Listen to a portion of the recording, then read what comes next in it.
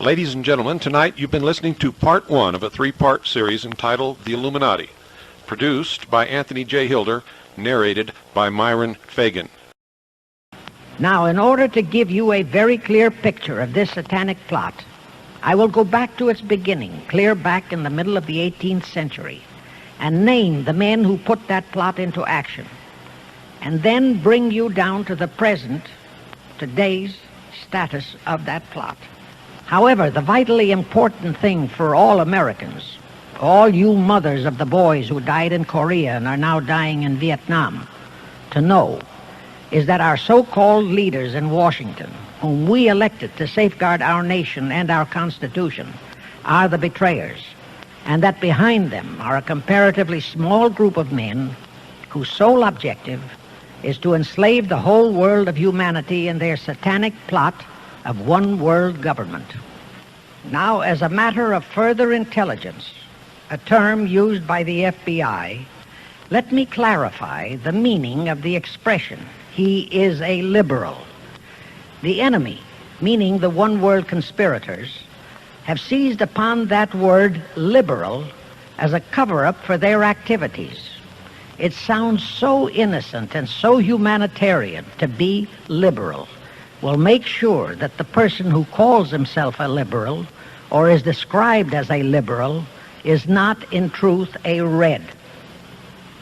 Now then, this satanic plot was launched back in the 1760s when it first came into existence under the name of the Illuminati.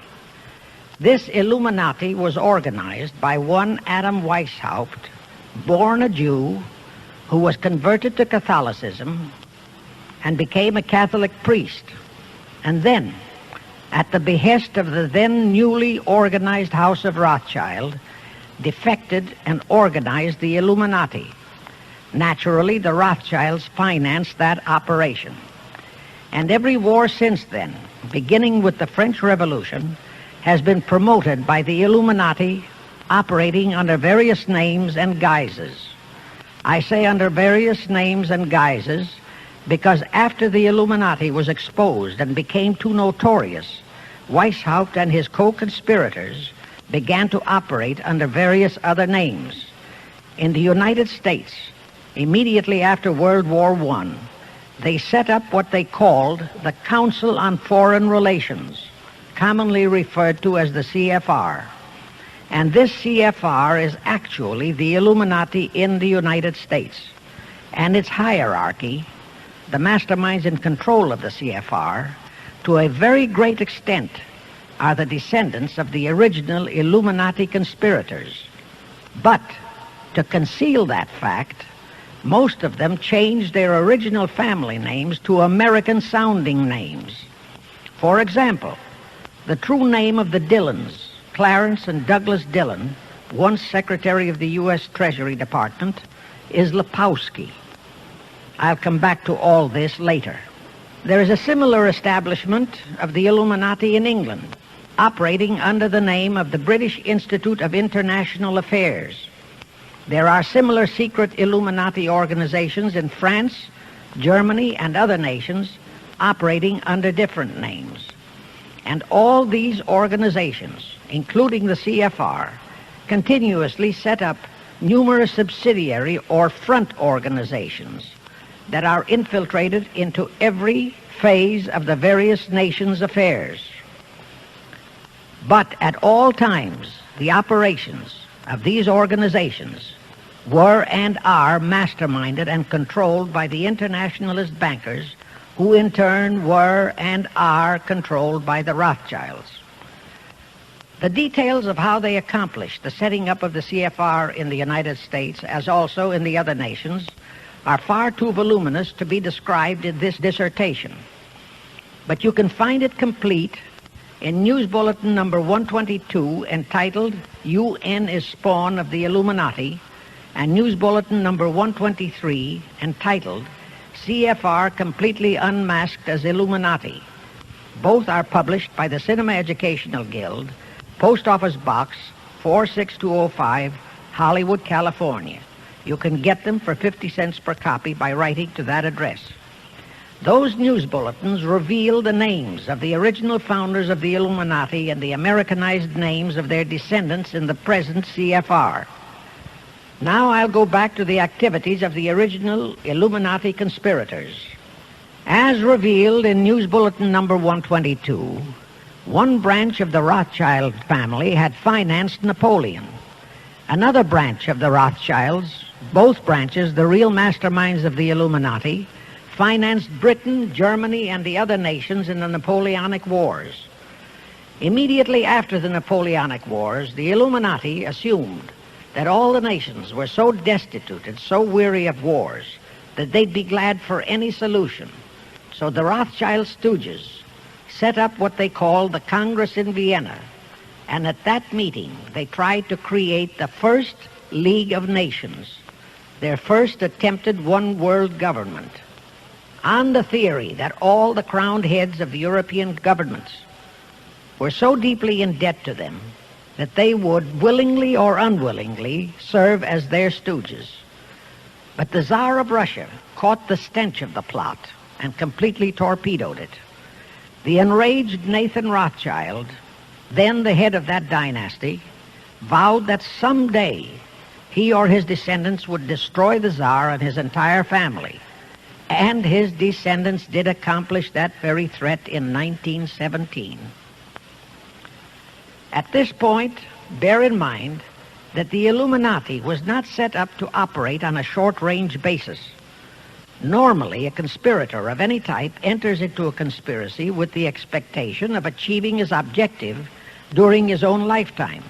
But that was not the case with the Illuminati. True, they hoped to accomplish their objective during their lifetime. But, paraphrasing The Show Must Go On, the Illuminati operates on the very long-range basis.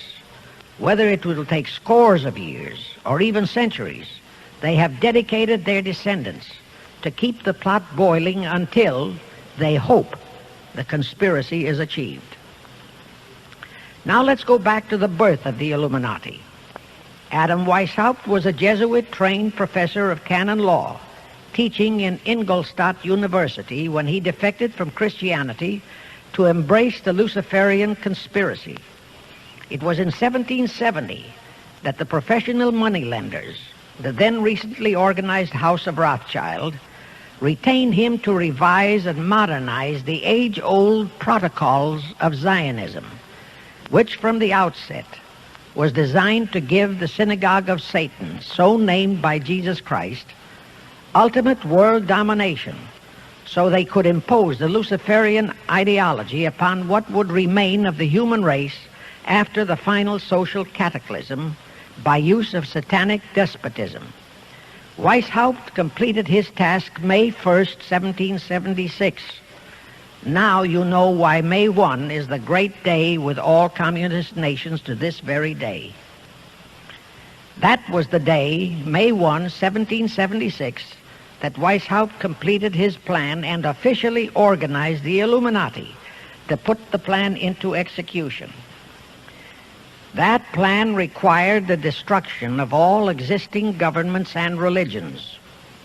That objective was to be reached by dividing the masses of people whom he, Weishaupt, termed Goyim, or human cattle, into opposing camps in ever-increasing numbers on political, social, economic, and other issues, the very conditions we have in our country today.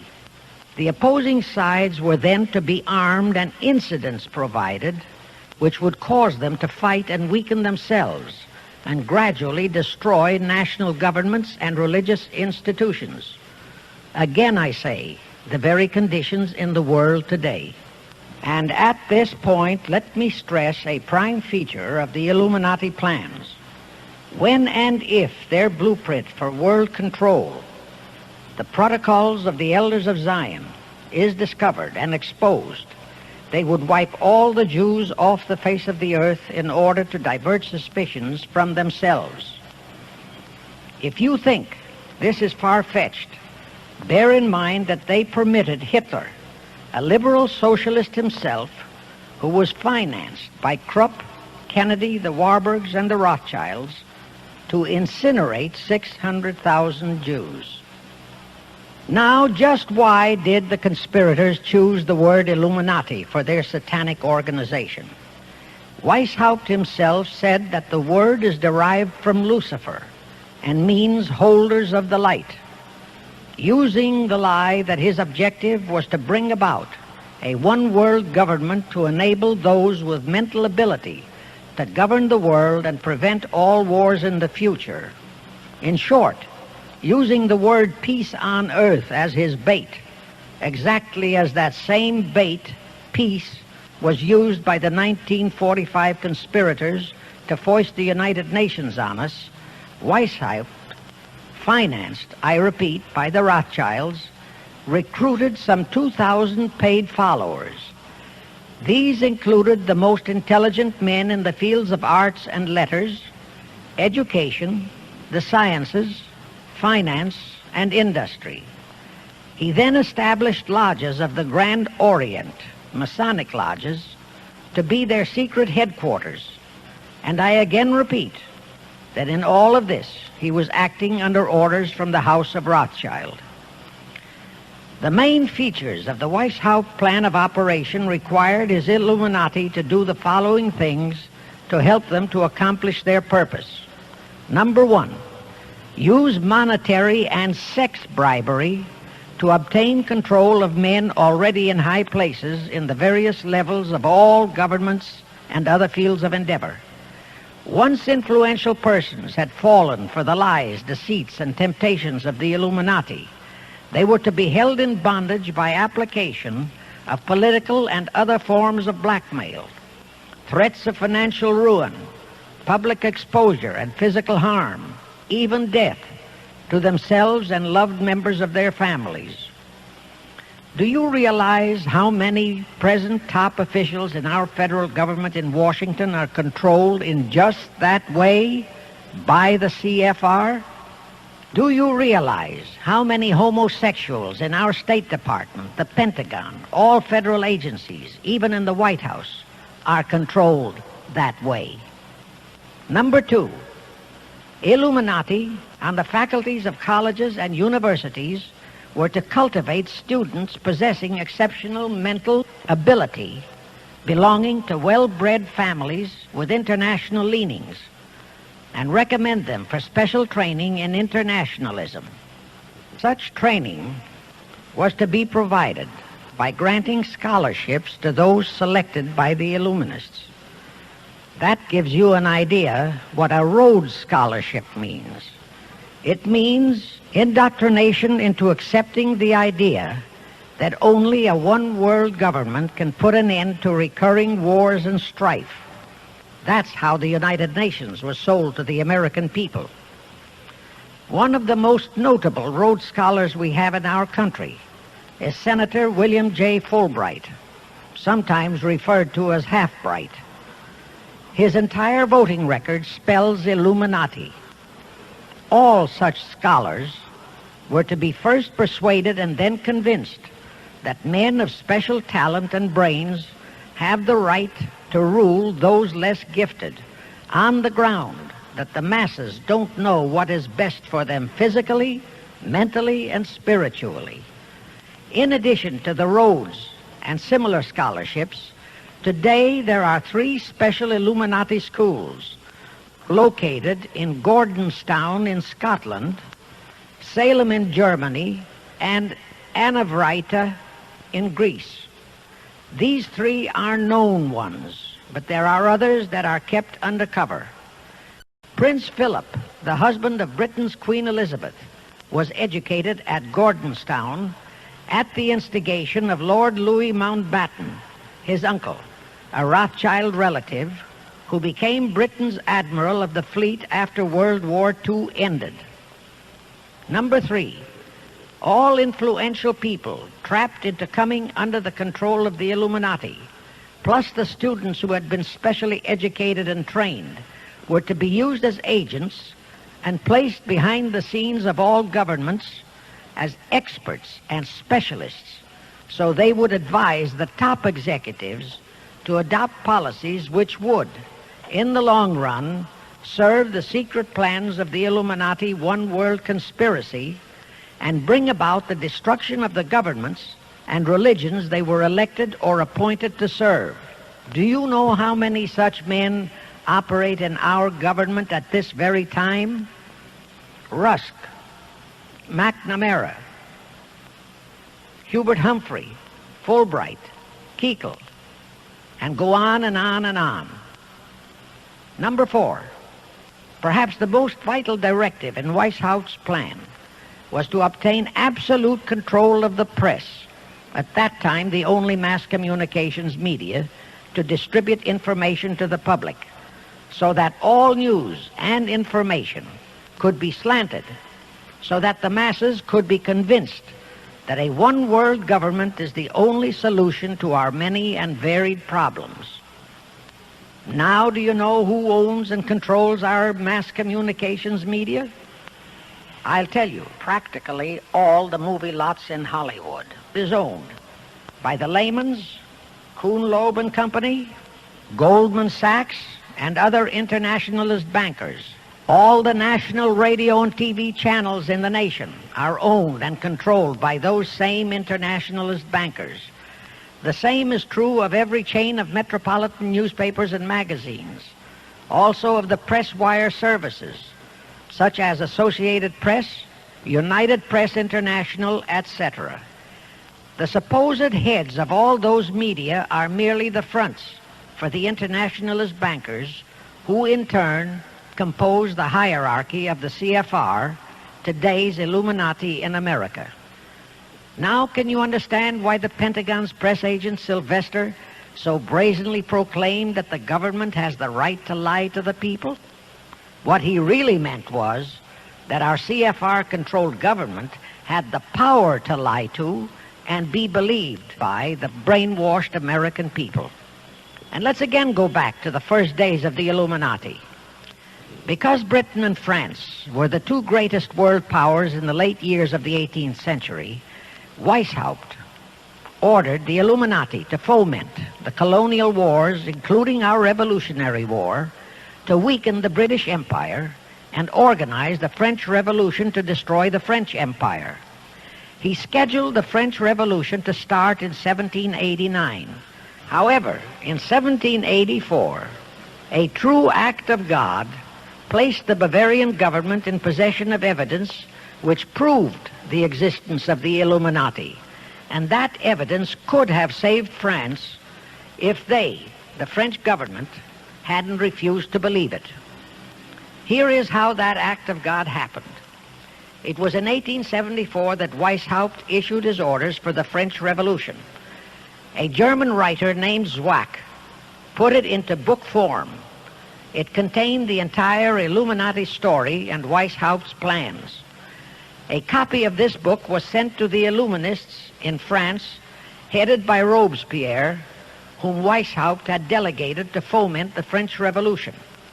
The courier was struck and killed by lightning as he rode through Ralston on his way from Frankfurt to Paris. The police found the subversive documents on his body and turned them over to the proper authorities. After careful study of the plot, the Bavarian government ordered the police to raid Weishaupt's newly organized lodges of the Grand Orient and the homes of his most influential associates. All additional evidence thus discovered convinced the authorities the documents were genuine copies of the conspiracy by which the Illuminati planned to use wars and revolutions to bring about the establishment of a one-world government, the powers of which they, headed by the Rothschilds, intended to usurp as soon as it was established, exactly in line with the United Nations plot of today. In 1785, the Bavarian government outlawed the Illuminati and closed the lodges of the Grand Orient. In 1786, they published all the details of the conspiracy. The English title of that publication is The Original Writings of the Order and Sect of the Illuminati. Copies of the entire conspiracy were sent to all the heads of church and state in Europe. But the power of the Illuminati, which was actually the power of the Rothschilds, was so great that this warning was ignored.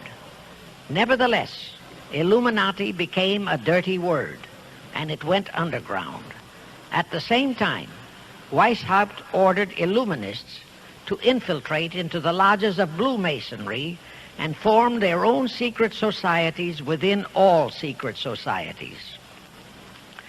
Only Masons who proved themselves internationalists and those whose conduct proved they had defected from God were initiated into the Illuminati. Thenceforth, the conspirators donned the cloak of philanthropy and humanitarianism to conceal their revolutionary and subversive activities. In order to infiltrate into Masonic lodges in Britain, Weishaupt invited John Robison over to Europe. Robison was a high-degree Mason in the Scottish Rite. He was a professor of natural philosophy at Edinburgh University and secretary of the Royal Society of Edinburgh. Robison did not fall for the lie that the objective of the Illuminati was to create a benevolent dictatorship, but he kept his reactions to himself so well that he was entrusted with a copy of Weishaupt's revised conspiracy for study and safekeeping. Anyway, because the heads of state and church in France were deluded into ignoring the warnings given them, the revolution broke out in 1789 as scheduled by Weishaupt. In order to alert other governments to their danger, in 1798 Robison published a book entitled Proof of a Conspiracy to Destroy All Governments and Religions.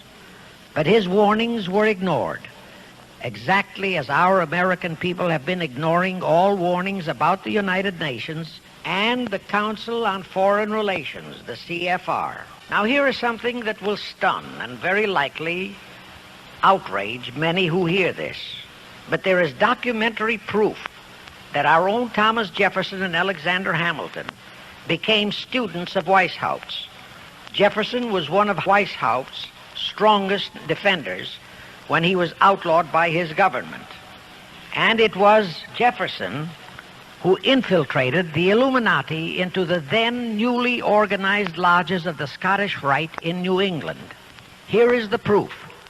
In 1789, John Robison warned all Masonic leaders in America that the Illuminati had infiltrated into their lodges. And on July 19, 1789, David Papin, president of Harvard University, issued the same warning to the graduating class and lectured them on the influence Illuminism was acquiring on American politics and religion. And to top it off, John Quincy Adams, who had organized the New England Masonic lodges, issued his warnings. He wrote 3 letters to Colonel William L. Stone, a top Mason, in which he exposed how Jefferson was using Masonic lodges for subversive, Illuministic purposes. Those 3 letters are at this very time in Rittenberg Square Library in Philadelphia. In short, Jefferson, founder of the Democratic Party, was a member of the Illuminati, which at least partly accounts for the condition of the party at this time. And through infiltrations of the Republican Party, we have exactly nothing of loyal Americanism today. That disastrous rebuff at the Congress at Vienna, created by the Tsar of Russia, did not by any means destroy the Illuminati conspiracy. It merely forced them to adopt a new strategy. Realizing that the one world idea was, for the moment, killed, the Rothschilds decided that to keep the plot alive, they'd have to do it by heightening their control of the money systems of the European nations. Earlier, by a ruse, the outcome of the Battle of Waterloo had been falsified. Rothschild had spread a story that Napoleon had won that battle. That had precipitated a terrific panic on the stock market in England. All stocks had plummeted down to practically zero, and Nathan Rothschild bought all the stocks for virtually a penny on its dollar values. That gave him complete control of the economy of Britain and virtually of all Europe. So immediately after that Congress in Vienna had boomeranged, Rothschild forced Britain to set up a new Bank of England, which he absolutely controlled. Exactly as later, through Jacob Schiff, he engineered our own Federal Reserve Act, which gave the House of Rothschild a secret control of the economy in the United States. But now for a moment, let's dwell on the activities of the Illuminati in the United States. In 1826, one Captain William Morgan decided it was his duty to inform all Masons and the general public what the full truth was regarding the Illuminati, their secret plans and intended objectives. Also reveal the identities of the masterminds of the conspiracy. The Illuminati promptly tried Morgan in absentia and convicted him of treason. They ordered one Richard Howard, an English Illuminist, to carry out their sentence of execution as a traitor. Morgan was warned and he tried to escape to Canada, but Howard caught up with him near the border, near the Niagara Gorge, to be exact, where he murdered him.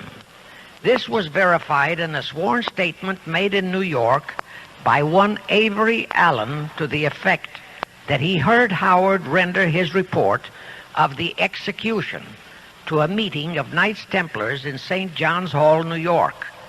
He also told how arrangements had been made to ship Howard back to England. That Allen affidavit is on record in New York City archives. Very few Masons and very few of the general public know that general disapproval over that incident of murder caused approximately half of all the Masons in the northern jurisdiction of the United States to secede. Copies of the minutes of the meeting held to discuss that matter are still in existence in safe hands, and that all that secrecy emphasizes the power of the masterminds of the Illuminati to prevent such terrible events of history from being taught in our schools. In the early 1850s, the Illuminati held a secret meeting in New York, which was addressed by a British Illuminist named Wright. Those in attendance were told that the Illuminati was organizing to unite the nihilist and atheist groups with all other subversive groups into an international to be known as communists. That was when the word communist first came into being, and it was intended to be the supreme weapon and scare word to terrify the whole world and drive the terrorized peoples into the Illuminati one world scheme. This scheme, communism, was to be used to enable the Illuminati to foment future wars and revolutions. Clinton Roosevelt, a direct ancestor of Franklin Roosevelt, Horace Greeley and Charles Dana, foremost newspaper publishers of that time, were appointed to head a committee to raise funds for the new venture. Of course, most of the funds were provided by the Rothschilds. And this fund was used to finance Karl Marx and Engels when they wrote Das Kapital and the Communist Manifesto in Soho, England. And this clearly reveals that communism is not a so-called ideology, but a secret weapon, a bogeyman word to serve the purpose of the Illuminati. Weishaupt died in 1830, but prior to his death he prepared a revised version of the age-old conspiracy, the Illuminati, which under various aliases was to organize, finance, direct, and control all international organizations and groups by working their agents into executive positions at the top. In the United States, we have Woodrow Wilson, Franklin Roosevelt, Jack Kennedy, Johnson, Rusk, McNamara, Fulbright, etc. as prime examples. In addition, while Karl Marx was writing the Communist Manifesto under the direction of one group of Illuminists, Professor Karl Ritter of Frankfurt University was writing the antithesis under direction of another group.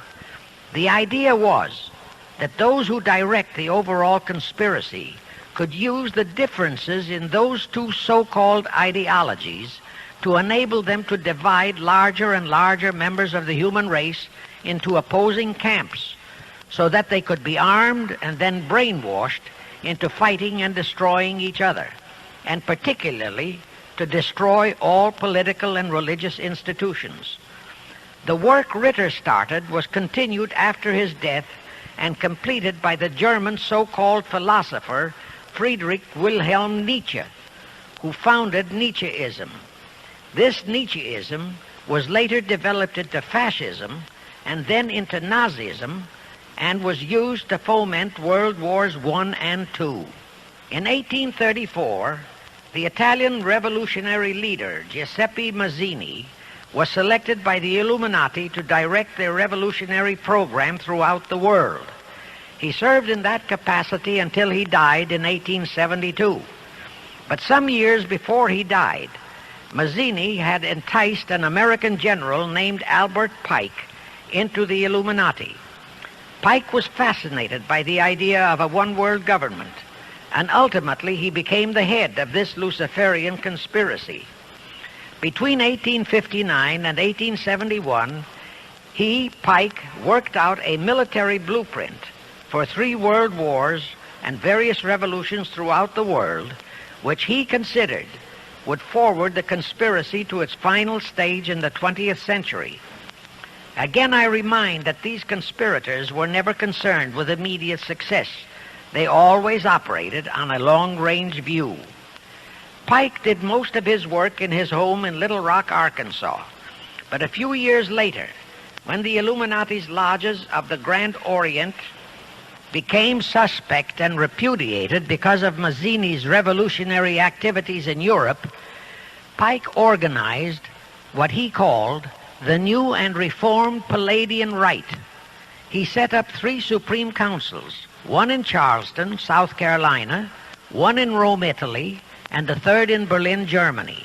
He had Mazzini establish 23 subordinate councils in strategic locations throughout the world. These have been the secret headquarters of the world revolutionary movement ever since. Long before Marconi invented radio, the scientists in the Illuminati had found the means for Pike and the heads of his councils to communicate secretly. It was the discovery of that secret that enabled intelligence officers to understand how apparently unrelated incidents, one such as the assassination of an Austrian prince at Sarajevo, took place simultaneously throughout the world, which developed into a war or a revolution. Pike's plan was as simple as it has proved effective.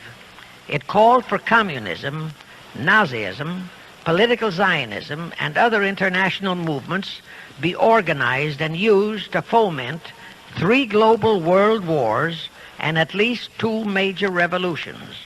The First World War was to be fought so as to enable the Illuminati to destroy Tsarism in Russia, as vowed by Rothschild after the Tsar had torpedoed his scheme at the Congress in Vienna, and to transform Russia into a stronghold of atheistic communism. The differences stirred up by agents of the Illuminati between the British and German empires were to be used to foment this war. After the war would be ended, communism was to be built up and used to destroy other governments and weaken religions. World War II, when and if necessary, was to be fomented by using the controversies between fascists and political Zionists. And here let it be noted that Hitler was financed by Krupp, the Warburgs, the Rothschilds, and other internationalist bankers, and that the slaughter of the supposed 600,000 Jews by Hitler didn't bother the Jewish internationalist bankers at all. That slaughter was necessary in order to create worldwide hatred of the German people and thus bring about the war against them. In short, this Second World War was to be fought to destroy Nazism and to increase the power of political Zionism so that the State of Israel could be established in Palestine. During this World War II, international communism was to be built up until it equaled in strength that of united Christendom. When it reached that point, it was to be contained and kept in check until required for the final social cataclysm. As we know now, Roosevelt, Churchill, and Stalin put that exact policy into effect, and Truman, Eisenhower, Kennedy, and Johnson continued that same exact policy. World War III is to be fomented by using the so-called controversies the agents of the Illuminati, operating under whatever new name, are now stirring up between the political Zionists and the leaders of the Muslim world.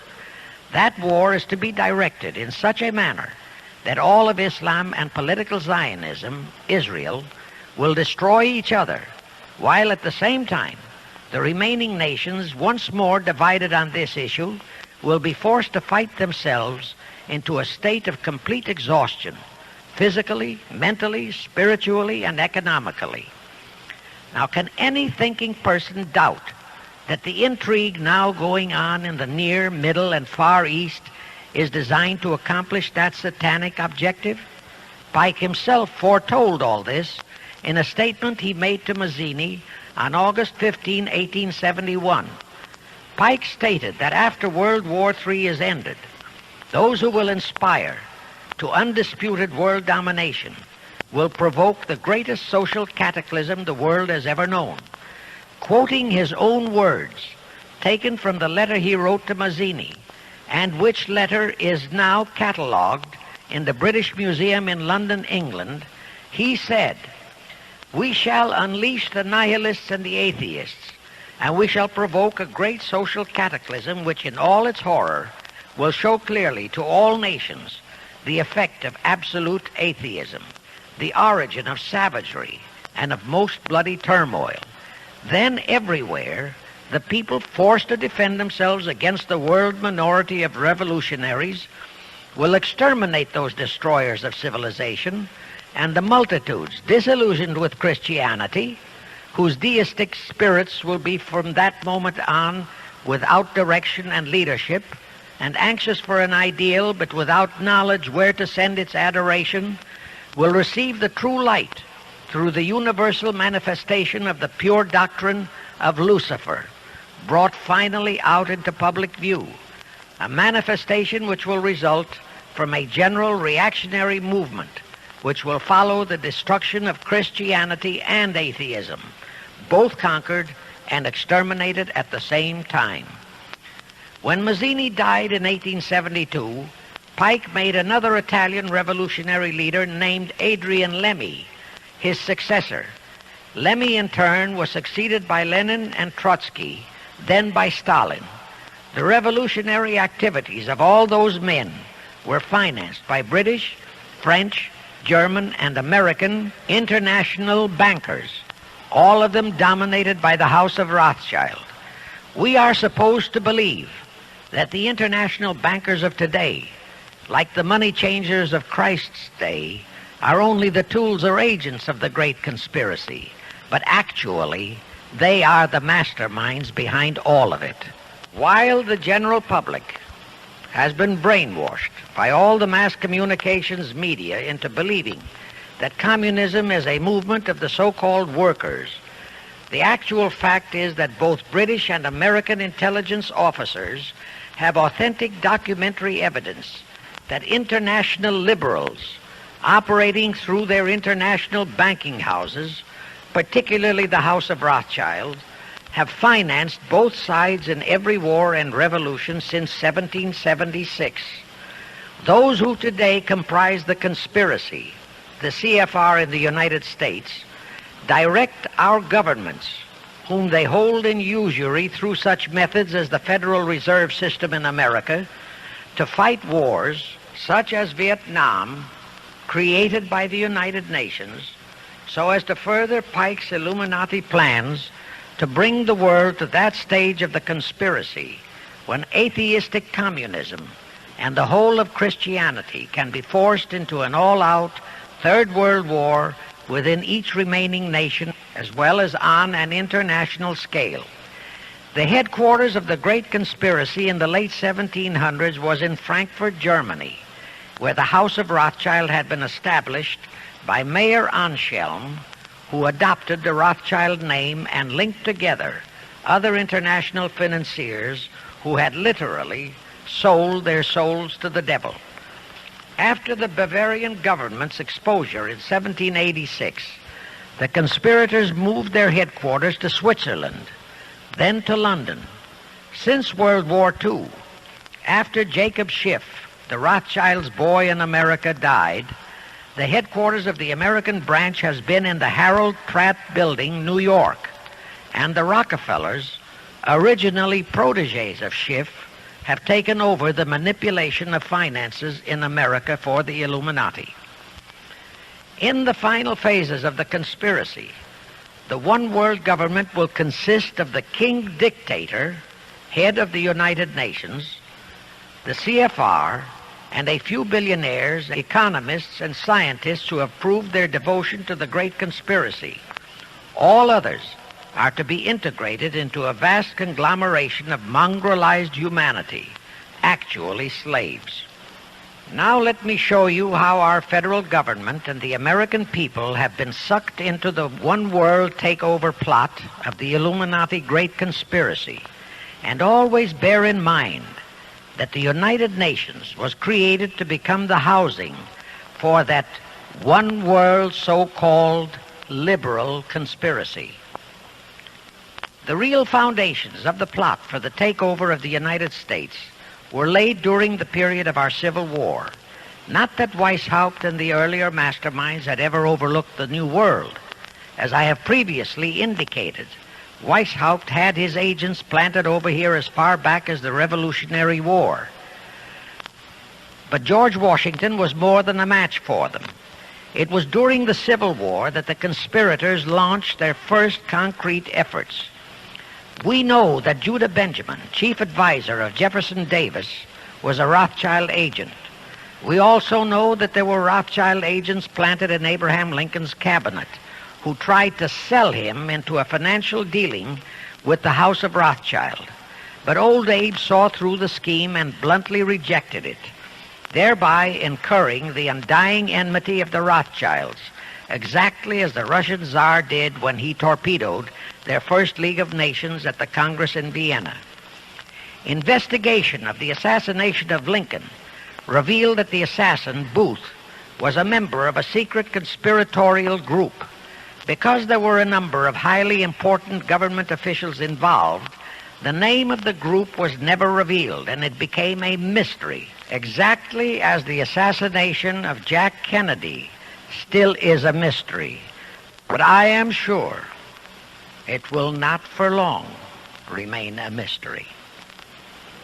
Anyway, the ending of the Civil War destroyed, temporarily, all chances of the House of Rothschild to get a clutch on our money system, such as they had acquired in Britain and other nations in Europe. I say temporarily because the Rothschilds and the masterminds of the conspiracy never quit.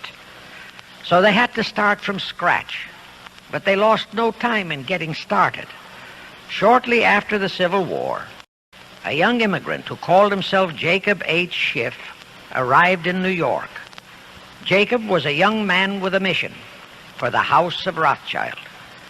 Jacob was the son of a rabbi, born in one of Rothschild's houses in Frankfurt, Germany. I won't go deeply into his background.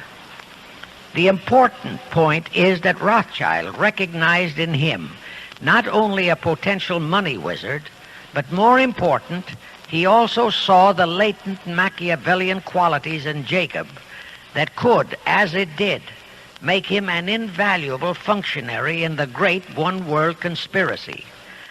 After a comparatively brief training period in the Rothschilds' London bank, Jacob left for America with instructions to buy into a banking house, which was to be the springboard to acquire control of the money system of the United States.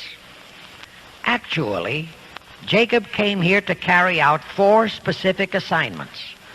Number 1, and most important, was to acquire control of America's money system. Number 2, find desirable men who, for a price, would be willing to serve as stooges for the great conspiracy and promote them into high places in our federal government, our Congress, in the U.S. Supreme Court, and all federal agencies. Number 3, create minority group strife throughout the nations, particularly between whites and blacks. Number 4, create a movement to destroy religion in the United States, but Christianity to be the chief target.